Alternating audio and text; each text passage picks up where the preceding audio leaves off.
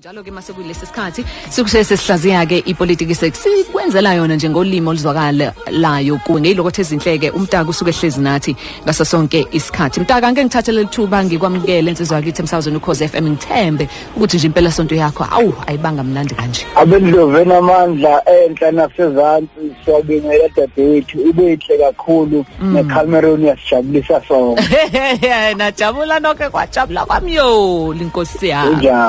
Kuzwa kahle namhlanje kuhlaziya ipolitiki sibheka ukuthi ubungozi bolwimi lwesingisi kwipolitiki yakuleli. Mhlambe ukhuluma sona nje lesi silungu lesi engisicabangayo noma mhlambe kunokunye okushoyo kulokho.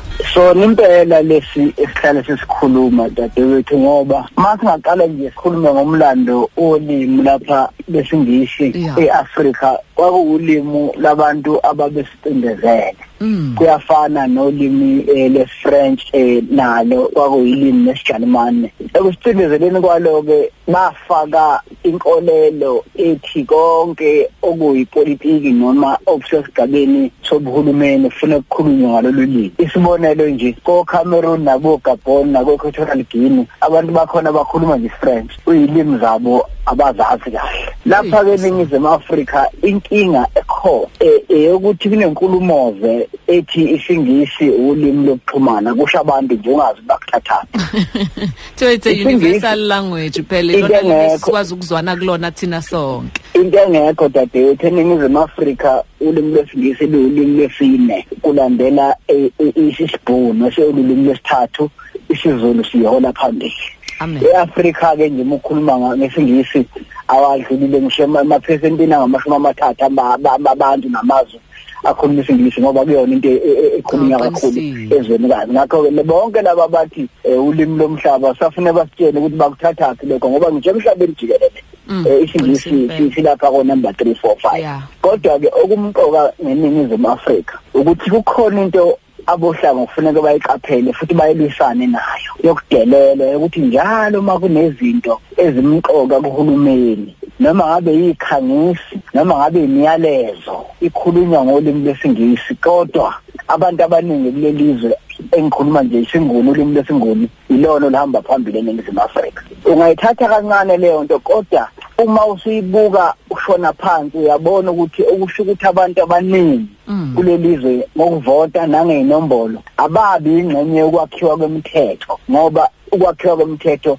ukuxhunywana ngalolimi okuthiwa kuxhunywana ngalo lesingisi. Iningi labantu bethu thina bohlanga uzwa nje sekuthiwa kuzofika into ekuthiwa i-hearing futhi la kuyolalwa khona izimvo zabantu. Kufikwa nje umzuzu engama-30 noma usuku olulodwa seqediwe kodwa yonke into isilungiswe ngolimi lwesilungu. Asikusho ukuthi umthetho uyavuma ukuthi abantu bakhulume ilimi zabo.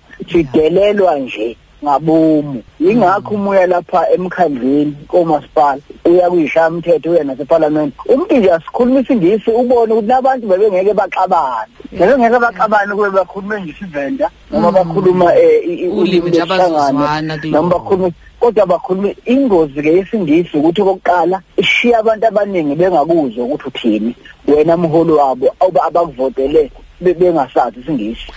Okwesibili nawe qobo ugcina ungasakwazi ukubeka umongo walokhu osuke ukukhuluma ngenhloso yokuthi udlulise umbono wakho. Sigcina singasakuzwa sasilalele isingisi nathi esingasizwa. Baningi abantu baningi abaholi abakhuluma eholo nje kukhona indiye elilodwa noma umlungu oyedwa bese bethi benzele ukuthi bezwe nabo bese begcina sebeshintsha ulimi bagcina sebekhuluma isilungu nangaphandle nje kolimi kuphela dadewethu ngoba yebashintsha kodwa nomongo ngoba into ebalekile kupolitiki umongo waloko osuke kusho lithi-ke lami ingozi leyo kuthina bantu bohlanga ngoba sogcina izinto zisidlula. Isibonelo nje kulezi zinto ezike kukhulunywa ngeindaba zethu kodwa ikhulunywa ngesingisi kuthiwa ilobolo ngisibonelo liyakhulunywa nje bese kuthiwa hayi i-bride payment yini akuntamba yini le uma sikhuluma nawe nje lapha eParliament badinga udaba lwezinkantolo zasemakhaya ukhuluma isingisi akekho ukhuluma uqabo thina sazi ukuthi lokhu ilokhu ngolimi lwethu. Isingisi liyaphikiswa ilento yethu iphikiswa abantu oqala bangaze bahlala emakhaya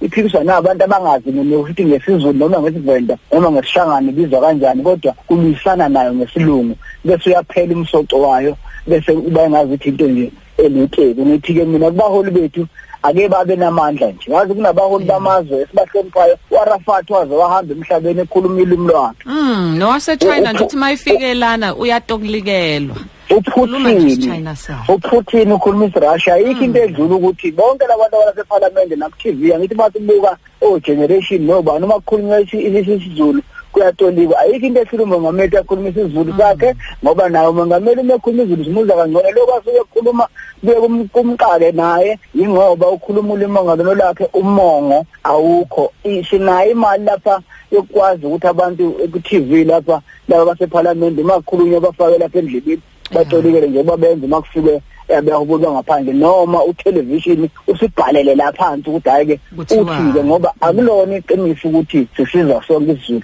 nokuthi isingisi nokuthi lesingisi esikhulunywa lapha eParliament akusona lesethu sokucela inkobe kusuke kukhulunywa bese kuya phezulu singakuseza kusale siyiningi labantu engikwaziyo ukuthi ibayeda abantu labekuthola khona nishaya nje ngalo likaMageba ngolimi oluzwakalayo ebantwini bayakuthola abantu kwinkundla kuzoxhumana kunjalo dadeni sikhuluma lolu lwethu ngawo ungeza nawe ukhuluma olwakho asithi uma uthi ivenda ngena khona uyokhuluma nje lokho ake senze kube unyaka ukuthi sihlonipheke ngolimi lwethu ngoba umuntu okuhlonipha olimini lwakho usuke kuhloniphe wena wonke ulimi lwakho liqukethe lokho kungumlando wakho kanjalo nomongo waloko usuke ukufisa wena njengomlikazi ulima kwenzeke lokho kuze kwenzeke ngisho lapho ukhozi lethu somthandayo awumthole kumtaka kulona iphephandaba ibayethu yatholakala ke ezitolo sibonge kakhulu kuyena uzobe khona noma kanjani nangeviki elizayo ibaleke kakhulu into ayishoyo ukuthi zingaseqinto zethu kakhulukazi makhulunywa zepolitiki sizizwe zonke sichazekeleke